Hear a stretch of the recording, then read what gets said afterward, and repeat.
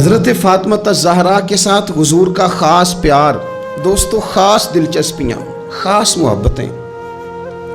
بیٹیاں ویسے ہی پیاری ہوتی ہیں، بیٹیاں ویسے ہی وفادار ہوتی ہیں، بیٹیاں گھر کے لیے دعائیں ویسے ہی زیادہ مانگتی ہیں۔ بیٹے ویسے 2-3 باتیں ابا کے خلاف سن لیتے ہیں اپنی بیوی سے، اپنی بیگم کے ساتھ بیٹھ کے، نہ لمبی نہیں 2-4 باتیں کر لیتے ہیں اپنی اماں کے خلاف، سن لیتے ہیں۔ او پائی تیاں نہیں یہ سنتی ہیں، یہ نہیں سنتی، یہ کہتی ہیں تو ساری باتیں کر، میرے ابے کے بارے میں نہ کرنا۔ یہ سنتی نہیں، سوال ہی نہیں پیدا ہوتا، کیا بتائیں ان کا۔ یہ کہتے ہیں ساری باتیں کر، میرے بھائی کے بارے میں بات۔ یہ بیٹی ہے نا، اس کا ایک نظام ہے، آپ غور کریں نا، یہ بیٹیاں شہزادیاں، ان کا رنگ ڈھنگ رسول پاک صلی اللہ علیہ وسلم نے نا خاص پیار کیا شہزادی کے ساتھ۔ ایک تو وہ جو بیٹیاں دفن کر آتے تھے ان کو بتایا کہ بیٹی کا رنگ کیا ہوتا ہے، انداز کیا ہوتا ہے، اور ایک ہمیں بتایا۔ میں کس طرح یہ بات کروں کہ کھربوں اربوں کروڑوں لاکھوں رکھنے والا باپ بھی بیٹی کو حصہ نہیں دیتا، کہانیاں سناتا ہے، اس کی شادی کر دی تھی، فلانا کر دیا تھا، جس کا 2.5 مرلے کا مکان ہے اس کی بیٹی کا بھی حصہ ہے، اور جو اربوں کا مالک ہے اس کی بیٹی کا بھی حصہ ہے۔ جب اللہ رسول نے رکھا ہے تو کیوں نہیں دیتا؟ یہ نمازیں، عبادتیں، ریاضتیں، تلاوتیں ساری اپنی جگہ، لیکن یہ ظلم کر کے اگر تو جائے گا تو تجھے کھڑا کیا جائے گا حساب کے لیے، یہ جواب دینا ہے سوالوں کا، ان کا حصہ ہے وہ دینا پڑے گا۔ حضور کا کیا طریقہ تھا؟ حضرت عائشہ صدیقہ کہتی ہیں نبی پاک صلی اللہ علیہ وسلم کی خدمت میں جب سیدہ فاطمہ آتی نا تو حضور اٹھ کے کھڑے ہوتے، اور یار میں کس کی بات کر رہا ہوں بھلا، نبی پاک اٹھ کے کھڑے ہوتے، رسول رحمت کھڑے ہوتے، حضور اٹھ کے کھڑے ہوتے، سیدہ فاطمہ کا ہاتھ پکڑ کے چومتے، اور جہاں خود بیٹھے ہوتے اس جگہ سے دوسری جگہ بیٹھ جاتے اور اپنی جگہ سیدہ فاطمہ کو بٹھاتے۔ اتنی شانیں، اتنا، اور صحابہ کہتے ہیں مختلف انداز میں حضور نے ہمیں سمجھایا کہ سیدہ پاک کا مقام کیا ہے، مختلف اندازوں میں حضور نے سمجھایا، مختلف مواقع پہ ہمیں بتلایا کہ ان کے ساتھ تمہارا رشتہ عقیدت کا، احترام کا ہمیشہ رہنا چاہیے۔ حضرت حذیفہ بن یمان رضی اللہ تعالیٰ عنہ فرماتے ہیں، ترمذی شریف کی حدیث ہے، فرماتے ہیں میں نے اپنی ماں سے کہا اماں میں جا رہا ہوں حضور کی بارگاہ میں، اور جا رہا ہوں تیری اور اپنی بخشش کی دعا کرانے۔ فرماتے ہیں مسجد نبوی شریف میں میں نے مغرب کی نماز پڑھی، عشاء تک میں بیٹھا رہا کیونکہ حضور بھی نماز پڑھ کے بیٹھے رہے۔ نماز مکمل کرنے کے بعد عشاء کی نماز کا وقت ہو گیا، حضور تشریف فرما، عشاء پڑھی اور نماز پڑھ کے پھر بھی حضور نے توجہ نہیں فرمائی، حضور باہر نکل گئے، میں بھی پیچھے پیچھے چل رہا تھا، میں تو دعا کرانے آیا تھا نا، گھر سے دعا کرانے آیا، پیچھے پیچھے چل رہا تھا۔ فرماتے حضور نے موڑ کے نہیں دیکھا، چلتے چلتے ہی فرمایا کون ہے میرے پیچھے؟ ابھی میں بتانے ہی لگا تھا تو خود ہی فرمانے لگے حذیفہ ہے، اور میرے دل میں تھا نا، میں گھر کہہ کے آیا تھا دعا کرانی اپنی اور اپنی والدہ کے لیے، ترمذی شریف ہے۔ کہتے ہیں پہلے فرمایا کون ہے، پھر فرمایا حذیفہ ہے، پھر خود ہی فرمانے لگے حذیفہ اللہ تیری اور تیری ماں کی بخشش فرمائے، خود ہی فرمایا۔ اور پھر حضور صلی اللہ علیہ وسلم نے فرمایا میں بیٹھا اس لیے گویا رہا ہوں، حضور بیٹھے رہے نا، تو فرمانے لگے میرے پاس نا ایک فرشتہ آیا ہے جو آج سے پہلے کبھی نہیں آیا تھا۔ حضرت جبریل امین تو آتے رہتے ہیں، باقی فرشتے تشریف لاتے، یہ پہلے آیا، آج سے پہلے کبھی نہیں آیا۔ اس نے اجازت مانگی ہے کہ یا اللہ مجھے اجازت دے میں تیرے محبوب کی زیارت کروں، ان کو سلام عرض کروں۔ وہ آیا ہے اور پتہ ہے پیغام کیا لایا ہے؟ میں نے کہا حضور کیا؟ فرمایا وہ رب کا پیغام لایا ہے، رب فرماتا ہے کہ حسن اور حسین جنتی جوانوں کے سردار ہیں اور سیدہ فاطمہ جنتی عورتوں کی سردار ہیں۔ یہ پیغام لے کے آیا، یہ پیغام لے کے، دیکھیں بات کہاں کہاں حضور سمجھاتے ہیں، کس طرح امت تک پیغام پہنچاتے ہیں کہ میری شہزادی کا یہ مقام ہے۔ حضرت مولا علی نے نا ارادہ کر لیا دوسری شادی کرنے کا، پیغام نکاح آیا انہیں، میں نے کہا کہ آپ سمجھیں کہ یہ غیر معمولی لوگ ہیں، ان کا جو مقام اور مرتبہ ہے نا یہ دین ہے، دین۔ ہمیں کیوں یہ چیزیں سکھائی گئیں، کیوں بتلایا گیا؟ تاکہ ہمارے دلوں میں قدر رہے کہ یہ بڑے لوگ ہیں۔ حضرت علی نے ارادہ کیا اب سب کے لیے جائز ہے دوسری شادی کرنی، اور خیر ہمارے جو مرد حضرات ہیں انہوں نے تو بڑا ٹھیک ٹھاک کر کے انہوں نے فتویٰ یاد کیا ہے کہ مرد کے لیے 4 بیویاں رکھنا جائز ہے۔ اگلی بات بھی ہے، اگر انصاف کر سکے تو، اگر عدل کر سکے تو، اتنی سی بات نہیں ہے صرف کہ 4 رکھنا قرآن مجید نے جہاں اجازت دی ہے نا 7 شرط لگائی ہے، حقوق ادا کرے، ان کے بیچ عدل کرے، عدل نہ کر سکے تو پھر 4 جائز ہے۔ پوری بات بیان، ہم اپنی اپنی مرضی کا لیتے ہیں نا مسئلہ، اگلی بات نہیں اس پہ بات کریں گے، بھائی اتنا ٹھیک ہے 4 جائز ہیں، بھائی آگے بھی بڑھو نا، آگے کیا ہے؟ آگے یہ ہے کہ اگر تم عدل کر سکو تو سب کے لیے جائز تھا، ہر ایک نے شادیاں کی تھی، حضور نے بھی نکاح کثرت سے کیے، حضرت علی کو بھی پیغام نکاح آیا۔ سیدہ پاک کے دل میں کچھ خیال آیا، معمولی ہستی نہیں نا، کچھ لوگ ایسے ہوتے ہیں وہ ہنس پڑیں تو پھول کھل جاتے ہیں، اور وہ اداس ہو جائیں نا تو خود بخود خزاں آ جاتی، لگتا ہے آج کوئی اداس ہوا تھا، سارے چمن میں اداسی چھا گئی۔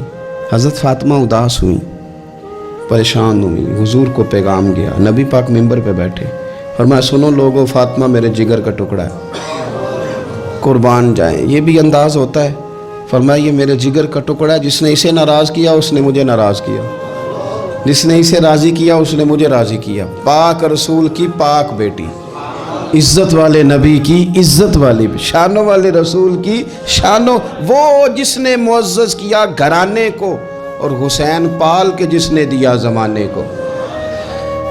حضرت علی شیر خدا رضی اللہ تعالیٰ عنہ کہتے ہیں میں حاضر بارگاہ ہوا، حضور آپ جیسے حکم کریں، تو حضور نے فرمایا سب کے لیے جائز ہے دوسرا نکاح کرنا، پر جب تک میری بیٹی موجود ہے علی تیرے لیے جائز نہیں، تو نہیں کر سکتا دوسرا نکاح۔ یہ اعزاز ہے سیدہ فاطمہ کا، یہ اعزاز ہے۔ کیوں بھلا؟ اس کی ایک وجہ تو یہ تھی کہ سیدہ جلدی چلی گئی تھی دنیا سے، کل عمر 28 سال پائی ہے سیدہ فاطمہ، کل عمر 28 سال، 28 سال۔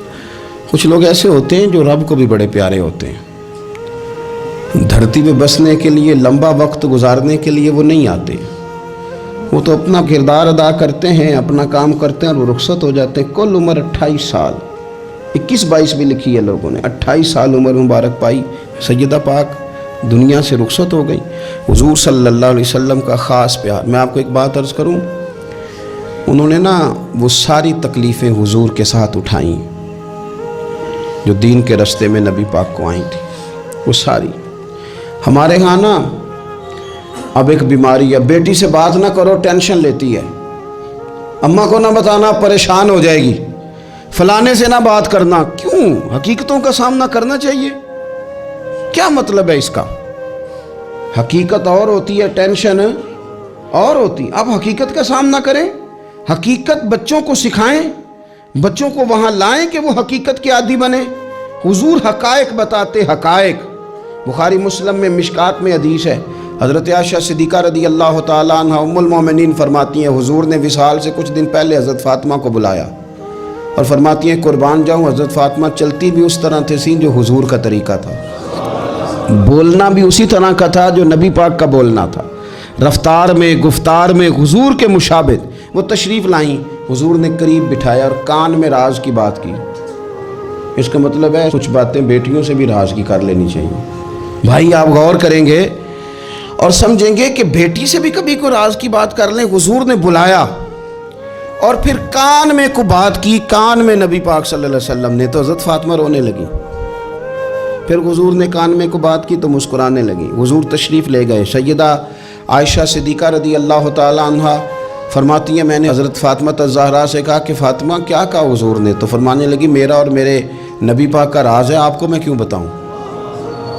تو حضرت سیدہ عائشہ صدیقہ کہتی ہیں میں خاموش ہو گئی۔ کچھ دنوں کے بعد حضور کا وصال ہو گیا، سرکار نے وصال فرمایا تو کچھ دن گزرے تو میں نے کہا فاطمہ میرا تم پر حق ہے، میں تمہاری ماں ہوں، میرا حق ہے، اس حق کی وجہ سے میں کہتی ہوں مجھے وہ بتا دو وہ کیا بات تھی کہ پہلے تم روئی پھر تم ہنسی؟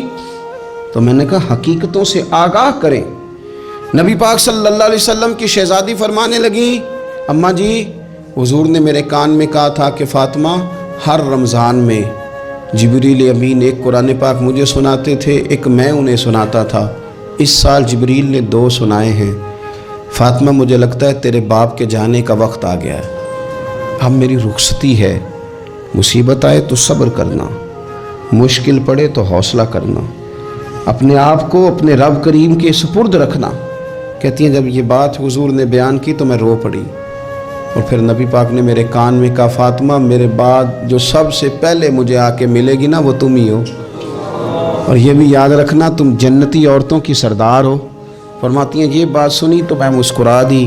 6 ماہ گزرے حصول کے بعد تو سیدہ فاطمہ کا وصال ہو گیا، صرف 6 ماہ، پورا سال نہیں، 6 ماہ گزرے۔ حضرت فاطمہ زہرا رضی اللہ تعالیٰ عنہ کے بارے میں سیدہ عائشہ صدیقہ کہتی ہیں ایک بات میں نے حضرت فاطمہ میں جو سب سے بڑھ کے دیکھی، جتنی باتیں میں عرض کر رہا ہوں نا یہ ساری ہم نے اپنے گھروں میں اپنی بیٹیوں کو سکھانی ہے، ان کو حقیقت سے آشنا کریں، حقیقت سے۔ یہ چھپانا اور یہ کہنا ہو یہ فلانا بچہ ڈر جائے گا، یہ گھبرا جائے، وہ پھر ساری زندگی ڈرے گا۔ بچوں کو بزدل نہ بنائیں، ان کو سکھائیں کہ آپ نے آنے والی مشکلات کا مقابلہ کیسے کرنا ہے۔ ایک بات خاص کر کے مسند ابو یعلا میں سیدہ طیبہ طاہرہ حضرت عائشہ صدیقہ رضی اللہ تعالیٰ عنہ فرماتی ہیں میں نے نبی پاک علیہ السلام کے بعد جس کو سب سے زیادہ اور سب سے بڑھ کر سچ بولتے دیکھا ہے وہ سیدہ فاطمہ الزہرا ہیں۔ میں نے کبھی ان کی زبان سے جھوٹ نہیں سنا۔ خدا را ماؤں کو میرا یہ پیغام دیں، ان سے کہیں بچوں کو سچ بولنا سکھائیں۔ والد سے میری گزارش ہے بچوں کے سامنے کوئی بہانہ نہ کریں، انہیں 1% بھی یہ نہ پتہ چلے کہ آپ جھوٹ بول رہے، 1% بھی کوئی بہانہ بازی نہ سکھانا انہیں، ورنہ وہ تمہارے ساتھ دھوکہ شروع کر دیں گے۔ وہ کالج نہیں جائیں گے پر تمہیں کہیں گے میں گیا تھا، وہ سکول نہیں جائیں گے اور تمہیں کہیں گے میں گیا تھا، تمہارے ساتھ دھوکہ کریں گے، وہ تمہاری دولت غلط جگہ استعمال کریں گے۔ ان کے سامنے کوئی جھوٹ نہ بولنا، کوئی بہانہ نہ کرنا، ورنہ تمہیں پتہ ہی نہیں چلے گا ماحول کتنا خراب ہو گیا، عدم اعتماد گھروں میں خاندانوں میں آئے گا، تباہی اتر جائے گی۔ خبردار بچوں کے سامنے کبھی بھی انہیں سچ کی عادت ڈالے۔ حضرت عائشہ کہتی ہیں میں نے سیدہ فاطمہ سے بڑا کسی کو سچا، اس کا نتیجہ نکلا نا کہ امام حسن سے بڑا سچا کوئی نہیں، امام حسین سے بڑا سچا کوئی نہیں، سیدہ زینب سے بڑا سچا بھی۔ پھر سچ آگے منتقل ہوا۔ ایک حدیث برسبیل تذکرہ ابو داؤد شریف میں موجود ہے، حضرت عبداللہ ابن عامر رضی اللہ تعالیٰ عنہ فرماتے میں چھوٹا سا تھا، نبی پاک صلی اللہ علیہ وسلم ہمارے گھر تشریف لائے تو میری ماں نے مجھے کہا، چھوٹا سا تھا، مائیں کہتی ہے نا بیٹا یہ دیکھو میں چیز دیتی ہوں ادھر آؤ، حالانکہ کئی دفعہ مٹھی خالی ہوتی، تو میری اماں نے مجھے کہا بیٹا ادھر آؤ میں کچھ چیز دیتی ہوں۔ کہتے ہیں جب میری ماں نے یہ کہا تو حضور فرمانے لگے کچھ دینے لگی ہو؟ کہنے لگی ہاں یا رسول اللہ میرے پاس کھجوریں ہیں۔ چھوٹے بچے کے ساتھ ماں بات کر رہی ہے تو حضور فرمانے لگے اگر تمہارے ہاتھ میں کھجوریں ہیں تو پھر تو ٹھیک ہے، اور اگر نہ ہوتی تو تمہارے ذمے ایک جھوٹ لکھ دیا جاتا۔ یہ نہیں تم کہہ سکتے وہ تو بچہ ہی تھا، بچے سے کنایا توریہ بعضوں کا جائز رکھا ہے، کر دیتے ہیں، ہو جاتا ہے، یہاں تک تو ٹھیک ہے، لیکن اس کے ساتھ جھوٹ بول دینا کہ میں فلاں چیز میرے پاس ہے دینے لگا ہوں، یہ درست نہیں ہے۔ بھائی خدا را سچ کا مزاج اگر گھروں میں آئے نا، سچ کا مزاج، تو پھر بیٹے عبد القادر جیلانی غوث پاک جیسے بنا کرتے ہیں۔